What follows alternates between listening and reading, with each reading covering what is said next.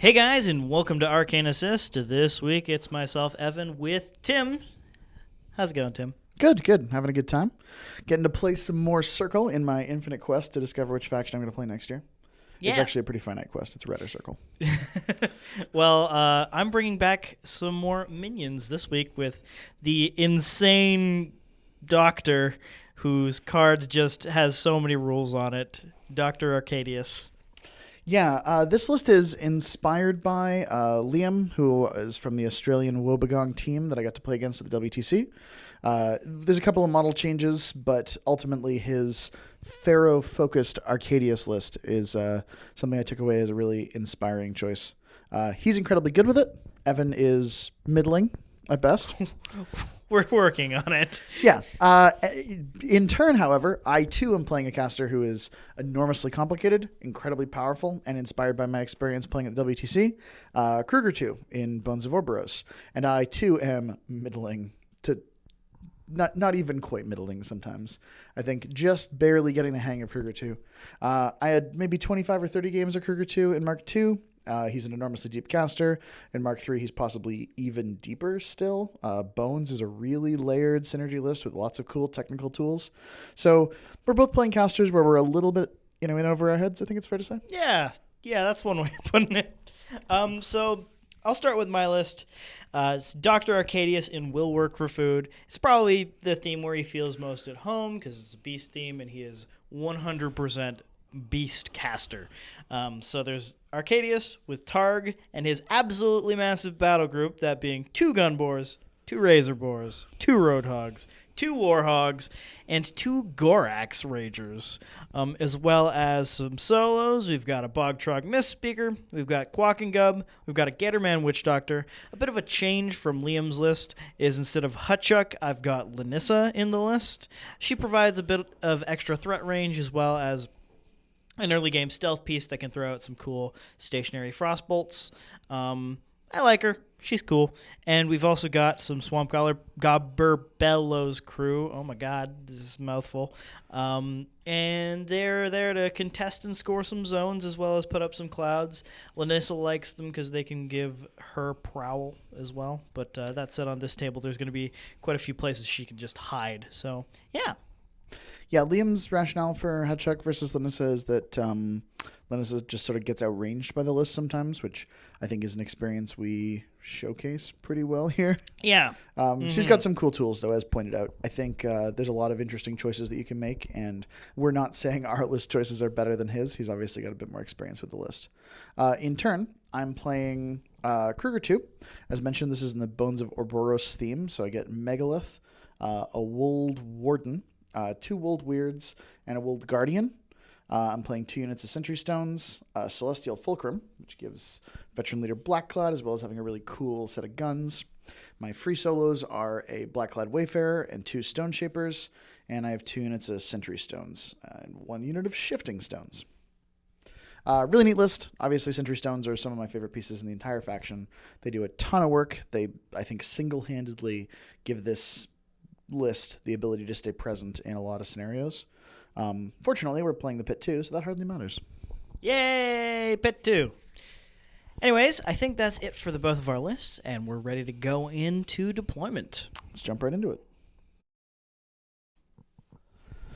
All right, so I won the die roll and elected to go first. Evan chose a side that had some burning earth, rubble, a couple of sort of fairly central forest pieces.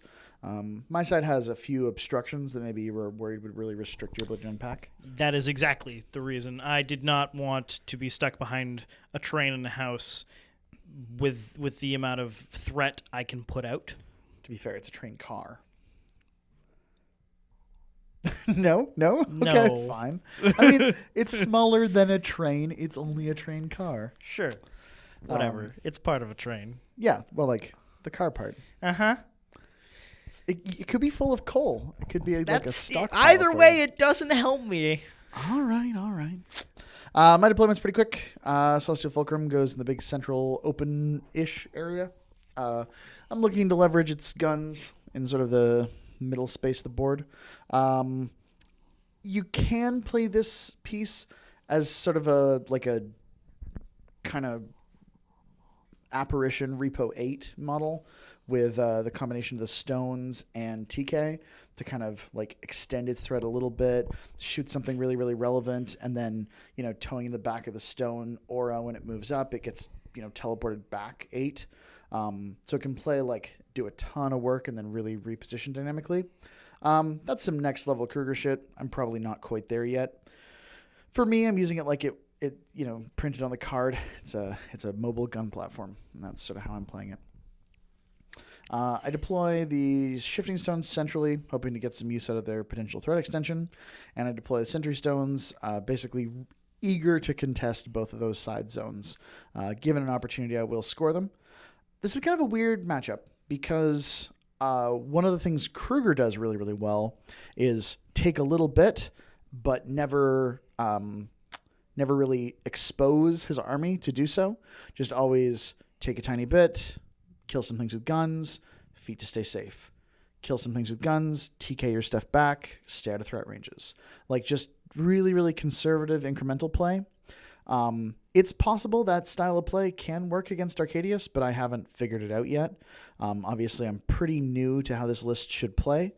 So I'm just moving some models and trying to figure some things out. I do hope to continue to play Krueger a little bit more, dig a bit deeper into his kit and figure out what's going on there. But for the time being, Arcadius can get at anything. He can frenzy 8 inches, charge another 8 inches, have a 17-inch threat, and then overtake off pieces. So we'll see how that goes. It's pretty scary to play against, if I'm being honest. That's the Woldwarden there. Just trampled up Geomancy to TK and moved the Guardian into the stone circle. Megalith trampled up, got base to base with the Wold Guardian after Geomancying a telekinesis onto Krueger. This early kind of opening play, I think, is really just about positioning, getting some good threat extension, putting some Geomancies out. Krueger casts Windstorm, and he TKs the Celestial Fulcrum a little bit tighter, just to get into that circle of stones pretty unambiguously, to project as much of its threat as it can.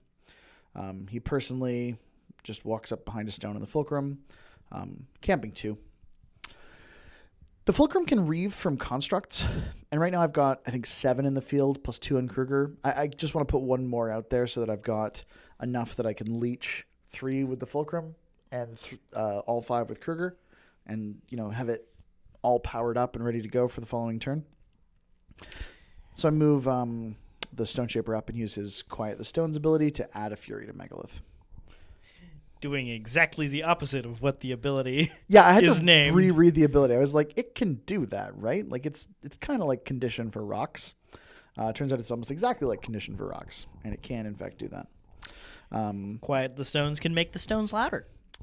Well, more angry? Like a quiet kind of angry, though, right? Like a silent rage. But I feel like the ability implies that you're supposed to be taking away Fury. Well, I don't tell you how to live. You don't tell them how to live. But he tells rocks how to live. I mean how to live better. So immediately on my turn, I measure the threat range to that stone. It is in threat. Yeah, that's probably a mistake. So if I want to feat, I can charge the Warhog forward with a feat, and then charge it again, get it on the stone, and then overtake. But I'm millimeters out of getting into the fulcrum behind it. If I could overtake and get into the fulcrum, I would 100% be taking this line of play and just ripping the battle engine off the table, top of or bottom of 1. But I am just teensy weensy bit out, so I can't do that. That said, I'm still going to be able to take this stone off the table without committing my feat, because this caster is weird. So a lot of this turn is going to be a positioning turn, just placing my models forward in ways that I want them to be, not getting them killed, and putting some pressure basically everywhere on the table, forcing Tim to feat pretty early in the game, which means later on I'm going to be able to do just more and more with my feet. and more with the threat range I have. Because I have a lot more beasts than Tim has, and I feel like once I start ripping some of his pieces off the table, then I can really swing the attrition game well, just because of how many pieces I do have. Starting the turn, Kwaak and Gub going to move up and give Enliven to the Roadhog and the Warhog. I'm really looking at taking off one of these stones from the table this turn, and I have a lot of stuff that can get in threat range to it. I believe that Roadhog can spray it with an assault spray, because they can charge 8 inches and then 10-inch spray off of that with the assault. But the most reliable line of play I found was that I can run a gun boar and ancillary attack it, but I can also, before I ancillary attack it, poke it with Arcadius's needle, giving it fully boosted attack and damage rolls. Little raw adrenaline there. Yeah. And we're talking about torturing animals. Evan's got you covered. Mm-hmm. No, the doctor. The doctor's got you covered. I feel like you're participating, at the very least. Details. So Arcadius goes, pokes the gun boar in the back, does a point of damage, gives him some raw adrenaline. I mean, we also strapped guns to it, so who are we kidding? We don't have the moral high ground. Targ walks up, gives it an ancillary attack after I position some beasts. This Warhog has forced Evo. Arcadius threw up Guardian Beast. Gun boar, doing his fully boosted attack and damage roll, easily takes the stone off the table. Yeah, it gets a high explosive blast shot into the fulcrum too, and does a couple of points. Yeah. So that's not ideal. I mean, I didn't play Krueger far enough forward to catch you in Windstorm. So next time, perhaps. I do choose to do the assault spray on the Woldwyrd now that I don't have to do it on the sentry or shifting stone.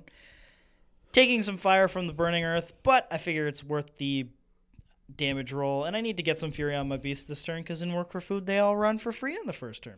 And you just kind of blow up the damage roll there and do like 6 to it. Mm-hmm. And light it on fire, which is not irrelevant because it's only arm 16. It's one of the squishier rocks. Mm-hmm. Squishier rocks. like a limestone. Uh-huh. Yeah. Limestone weirds.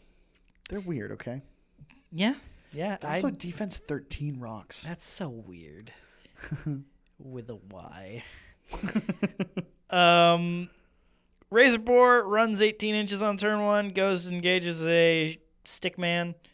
Other Razor Boar goes, doesn't quite have the range to engage a stickman, so he just kind of goes in the middle of the zone and is a thing there that Tim has to deal with, or I can use it as a beacon for my frenzies. Yeah, the Razor Boars are really weird because Arcadius's new feat is just, anything you want in your Battlegroup frenzies, and then it can frenzy against anything you want as long as the targets are in your control area. And then it can frenzy even if it already activated, and it can still activate later that turn if it didn't already activate, even though it frenzied. Mm-hmm. A lot of my solos in the back here are just kind of dirtling around. I really don't want to get in threat range of the Sentry Stone and Mannequins because the sprays will just immediately rip them off the table. So Lanyssa, the Bog Trog, and my Gatorman Witchstock Croak are playing pretty scared at this point. That said, they're well within range to give out their particular buffs to whatever piece need them. Except for Lanyssa. Except for Lanyssa, because hers are offensive. Yeah. Maybe Hatchuk would have been better here. Yeah. Ambushing and killing that Sentry Stone would have been pretty sweet. I mean, I doubt he actually just kills it outright, but... I think he might. He gets a POW 14 gunshot on it, and then he gets a POW 15 charge attack. I mean, assuming the gunshot's in range, but yeah. Fair enough. Yeah, he's pretty good. Oh, and Rust affects constructs now. Oh, yeah, that's a change. Damn, Hutchuk would have been a great choice. All right. Sorry, Liam. You're right. Yeah, you're right. We roll some fury onto some stones. I take a ton of damage, or I do a ton of damage to the Woldwyrd on the fire check. Yeah, you do. He explodes. But the rebuttal here is that I get to put some Sentry Stone sprays into the Razor Boar and leave it on 3-4 boxes? Yeah, you do 13 damage. No, you do 10 damage to it because you roll a 13. Yeah. But has 4 boxes left after that, which is not great. Not quite as many as I was hoping it would have. I see a line of play where I can kill the Forced Evo War Beast. That's a tempo hit. It's also a beast, and I feel like I can do it without necessarily trading down very much. And you know, I just sort of jump into this being like, let's see what happens here. That's a tricky thing to do against Arcadius. But I also feel like with Krueger's feat, he's got a speed penalty. That speed penalty will apply on his frenzying, and it'll apply on the other turn. If he gets kind of a weak attrition feat as a result of my feat, I think that's probably worth feeding first. It's always cool when Krueger has the opportunity to charge and then feat, because it gives him like that extra threat projection, and then he can be TK'd back by a Wold or something like that. I consider a couple of lines of play here. One of them involves TKing the Forced Evo Beast forward and around to basically cancel out the feet push, and then, if need be, gallowsing it so that I don't have to move very far with any pieces. I charge the Razor Boar. I hit it. I'm at 7 with the Vet Leader, and I just ace it. It dies. I go ahead and cast a Telekinesis, and I only need a... I debate boosting. I only need a 6 to hit because of Vet Leader, despite the defense 14. And with a boost, I roll a 5 and miss. So I jump right into a second TK, despite the fact that I'm like, you can see me hesitating about it, thinking like, was this a good call? Now he's going to get pushed back by the feet. I'm going to be in a little bit more of an awkward situation. What do I do here? I opt to cast the Gallows and go down to 0 camp here. So Krueger can usually spend his stack pretty comfortably. At the top of this turn, I'm thinking to myself, like, well, Windstorm isn't very relevant because most of Evan's guns are sprays. But he does have those gun bores that I'm maybe not giving adequate credit to. Nevertheless, Krueger pops his feet, sends everything screaming back.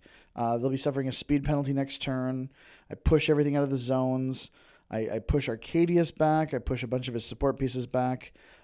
Denying speed to a lot of those models and being kind of behind the forest, I feel fairly safe. What you see here is what I think is kind of maybe the ideal way to resolve Krueger's feat, which is, you put down a laser, use it to point at the model and give that angle of direction. You hand a widget over to your opponent and say, like, can you move this 3 inches with this widget? A couple of these models hit a little tiny patch of rough terrain, but otherwise they're more or less exactly where they're supposed to be. And that's the end of Krueger's activation. No gunshots this turn. We mark the models in Evan's army who are unaffected by the feat. There's only about 5 or so of them. And then we notice we forgot to move this Razor Boar over here. That disengages it from the mannequins, so they can do the same thing the previous unit of mannequins did and spray a Razor Boar. Yeah, sprays for days, aim, and murder the crap out of it, because these sprays are very effective against the Razor Boars because they don't have unyielding against sprays. Yeah. 2 of them aimed. One of them boosted to hit a shot, and the other one hit and just blew it up. The third guy actually doesn't have the opportunity for a shot, so where the other unit of mannequins didn't kill him, this one just ripped him off the table, so that's pretty appealing. I'm in a position where my Celestial Fulcrum can aim. I decided if I aim, I can boost damage 3 times. I debate boosting to hit with the crit stationary spray, and I opt not to, then proceed to roll a 3 and not even hit it. We move into the lightning shot, which hits. Boost damage, it's POW 14, so dice -4. E leaps into the Gorax, which is, dice off 6. I might do a point or something there. Dice -4 does 4 damage. Not a ton, but I'm relying mostly on the weird that's behind the fulcrum to kill this guy. And then he boosts damage on the fire AoE and rolls a pretty nice spike on that damage roll. That one's POW 15, and it does continuous fire, leaves a smoke template in play, so it does a good chunk of points. Fulcrum doing what it's supposed to do. If I played my stones a little bit more conservatively, I might have all 3, and I might be able to port it back still, but that's okay. Weird walks up. He's backwards, but he's now in concealment. I should have probably activated these in the other order. So the Weird needs 8s to hit instead of needing 6s. Still, it's got boosted because of purgation, and additional die because of purgation. It boosts damage, and at dice minus 6 does a truckload of damage. Second shot, same thing, boosts damage again. Dice off 6 does, I think, 11 more damage. Yeah, the 2 shots from the Woldwyrd do about 20 damage total. Yeah, that's strong. That's really, really good, obviously. 4 dice damage helps a ton. Like, even at dice minus 6, 4 dice damage is, around 8 apiece. I'm expecting him to do 16, and then maybe the third one does another, 4 or 5. Killing him in 2 shots is above average for sure. But the Fulcrum are a little below average, so you win some, you lose some. The shifting stones, after the damaged Woldwyrd backed off a little bit, the shifting stones do a healing field, and we just confirm that it's within half an inch of them. They heal the Wold, and they heal the Fulcrum. Fulcrum heals for 1, Wold heals for 2. Stone Shaper moves up, heals the Fulcrum back to full, heals the Wold for a little bit. I'm just trying to kind of negate whatever attrition advantage Evan has capitalized on. Megalith moves up. He geomancies a TK onto Krueger and pulls him back a little bit further. Just play him even more conservatively. I debate what to do with the Woldwarden next. I consider just staying back real conservatively, maybe even TKing the battle engine back, just being as safe as I can be. But I decide that there might be a vector of line of sight where something can get to Krueger and maybe the rough terrain would be relevant. That Roadhog is also really close, and I'm afraid it'll get a good frenzy target and then come forward. So I trample forward, I geomancy a TK onto it, spin it around, and then I cast the Wold Animus. And I'd already put out the only AoE 4 that I brought to this particular match, but I put down an AoE 3 here, and we just remind ourselves that it's a little bit bigger than that. It's AoE 4, so it's a tiny bit bigger than that on the Wold. That AoE 4 Forest it's a weird one. You can't be placed or move after you lay it down, but it's not actually centered on the Wold. So it almost always is centered on the Wold, but even if Evan kills that Wold, there's still a forest there, so that's what I'm hoping for. I rolled well on both fire checks, neither of which expired. I got to put 4 points of incidental damage onto a beast, and two more on the other guy. So with your feat and taking the Warhog off the table, a lot of my stuff is now out of threat. At least I have to figure out how to actually get any work done this turn, because my beasts are always all speed 3. But I realized that Krueger is camping none and hadn't put Windstorm up the last turn. And I kind of figure out this turn a use for the feat that I had never really considered, and that's increasing the range of the guns for the gun bores. Yeah, Arcadius' feat is deep and really weird. And I'm like, oh, these gun bores can't shoot me because that one's way behind a forest, and the other one is more than 50 inches away. And Evan's like, oh, but I'm just going to feat. I'm going to frenzy them 6 inches forward, and then they'll be able to aim and shoot you. And I'm like, oh, that's not ideal. Yeah. So I'm thinking of a couple of different ways I can do this. Meanwhile, also looking at the bottom of the table and where I can put my Warhog and the Roadhog after they frenzy. Unfortunately, the Roadhog you turned around can't turn around because of the frenzy. He has to frenzy into something in his line of sight. So he's likely just not going to make use of the feat. I mean, unless you want to do something weird put something at the very edge of his line of sight and then frenzy into it and get an angle that turns him around and then spin. That said, after he's already frenzied, only having a speed of 3 isn't really helpful because he can't get into melee threat of anything. He can do some sprays, but it's not great. So I use the Bogtrog Mist-Speaker to give eyeless sight to the gun bore there, so that he can see through the cloud to Krueger. Because my original plan here is that I want Arcadius to get Krueger in his control range so I can choose him as a frenzy target. In the bottom here, I'm measuring the Warhog's threat to a Sentry Stone, whether or not he can get fully past the objective with a Frenzy move. He can. He can. That's where the proxy base is. Yeah, there's a lot to think about on Arcadius' turn, and I think it's fair to say, Evan, you started about 6 plans and then kind of suddenly realized that one of them wasn't going to work because of Arcadius' positioning, and like there were a few things where like this line of play could have been yet more optimal with like 20 more minutes to think about it. Yeah. So I put the Gorax in such a place where he can actually be frenzied on by the gun boar that's behind the forest. After a couple different places, we decide on just towing the the cloud there, but far enough away that the one gun boar doesn't get into melee. And here's where the plan sort of goes a little sideways and not the way I anticipated it, because I didn't think of all the different kind of things I wanted to do on the turn, because what I wanted to do was go in with first gun boar, boost hit, boost damage, shoot, or do a bunch of damage to Krueger. Second gun boar goes in, do a bunch of damage, fully boosted, and then I poke him with the needle and get the fully boosted ancillary attack, but I poke him with the needle to get the fully boosted damage, and then I feat to get the threat range, which means he's making and since Krueger's not in my control range now because I can't do that and have the gun boar in my melee range,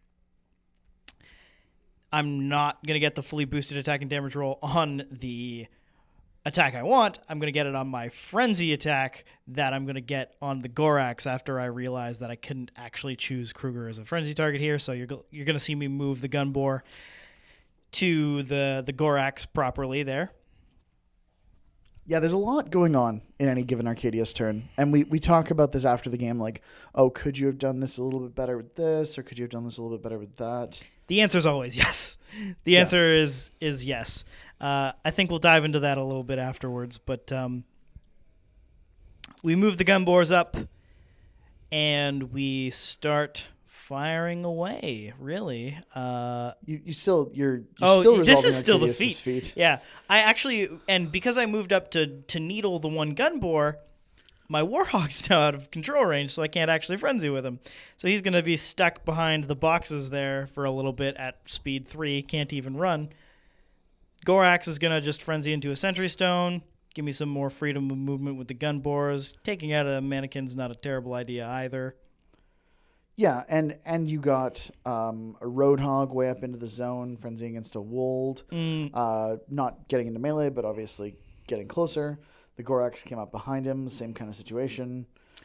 First gunboard does 10 damage to Krueger. Yeah, first gunboard just rolls that 12 and aces him in the face. Second gunboard walks up, boost hit his shot, needs a 10 to hit, misses, scatters, too far to hit anything. It'll scatter off into the middle of nowhere. Yeah, we check the range and it scatters incidentally. So Krueger's on like 6 boxes here. Targ goes up, ancillary attacks, misses, but the scatter still clips Krueger. Yep, it does. Just clips him, POW 10, dice -5, just 3 more points to Krueger. He's alive on 3 boxes. It's probably worth pointing out at this point, it would have, I imagine, been wise to shield guard that first shot to the Guardian. I kind of like spaced on it a little bit, watching all of Evan's movements, and only remembered I had a shield guard when the second gun boar was activating. And then, of course, he missed and clipped me with high explosive damage. So, I can't shield guard that. So, at this point, I realized, I originally thought, okay, well, that's the assassination run done. I have nothing else that can get in. Then I realized I have an assault spray that can go into this Woldwarden. Yeah, so that's actually really scary because the assault spray is another 10 to hit, which is not totally unreasonable. Evan's gotten half of them so far. And the 10 to hit is then dice -3. And because this one's a spray, my budding realization of having a shield guard doesn't help me still because you can't shield guard a spray. I'm going to move this Gorax into the zone in primal the Roadhog just in case I fail the spray assassination. I can still kill this Woldwarden. Yeah, if the spray misses, you've still got a good attrition line of play. Mm-hmm. Spray shot on the Warden first, I think. Yep. Sorry. You do Krueger first. You boost at Krueger. You hit Krueger, which is a big deal. You hit the stone. You hit the Gallows Grove. You miss the Black Clod, and you hit the Wold. Damage on the Wold, it takes 2 points on 18. On the Gallows Grove, it lives. On the stone, it lives as well. On 1 box. I boost damage on Krueger, and I kill him. I overkill him by 1 box. By 1 box. It would have been really nice to shield guard that 10 damage. I mean, Krueger would still be on fire, so it's possible he still dies there. But instead of being on -1 box, he'd be on 9. And a dice -3, you need to roll a 12 on the fire. Yep. Lessons learned, obviously, on both sides here. I think we talked a little bit about it before, but I think Evan had a line where if he'd anticipated the frenzy placement of the Warhog, he could have stabbed him with Arcadius after he frenzied. Yes, so it's Arcadius walks up, still has the Warhog and Arcadius in his control range, importantly. Targets the Gorax with the frenzy with the Gunboar. Gunboar frenzies into the Gorax, ends in melee range of Arcadius, who can then poke him. Then the Gorax charges off out of the way. Then Targ goes up and ancillary attacks him, and then they get the 3 fully boosted shots into Krueger. Yeah, and obviously that's, you missed out on 1 really valuable shot, and I missed out on the shield guard, so the balance probably resolves the game the same way. And in that line of play, the second Gunboar also gets to aim. Yes, yeah, for sure. So that means maybe he even hits his shot. Yeah. So Arcadius is a pretty crazy, deep, complex caster. Krueger is also that. Yeah. I think it's fair to say that in both cases here, we're playing casters that we haven't got a ton of experience in this edition with, that are really, really complex, that we're kind of excited about and inspired by, but maybe not at the mastery level yet. I want to keep playing Krueger. I want to dig deeper into this list, figure out what else can tick. Maybe look at swapping out a Guardian for a Woldwarden, try with or without the Celestial Fulcrum, and experiment with some of those different options. I think Evan's going to do some experimentation with Arcadius too. Expect to see both of these casters on the channel again without too much delay. Yeah. If you have any suggestions or thoughts, list tweaks or changes, anything especially out of the WTC that you'd really like to see featured that we haven't put on the docket yet, feel free to let us know. We're also open-mindedly trying things for next year and deciding on what factions we're going to settle into. I think Evan's going to do a little bit of experimentation with Signar. I'm definitely going to be trying some more Ret and some more Circle. If you have list suggestions for either of those factions for me, I'd love to have them. If you have list suggestions for Evan, he's looking for something to pair with Haley 3.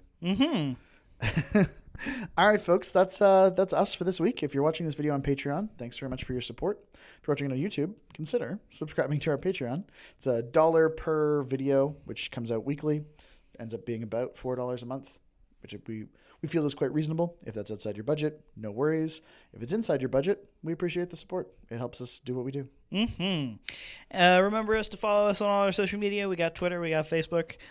Twitter's less relevant often to our War Machine stuff, though we do post about conventions and... I don't know, my Twitter's pretty War Machine centric. Mine is a lot of yours is about like going to Arkel's concerts. Yeah. Because you're like... I like music. I like music too. I'm an adult. I'm not. I mean, legally, yes, but in spirit, no. And in appearance, no. Shut up. All right, folks. We'll see you next week.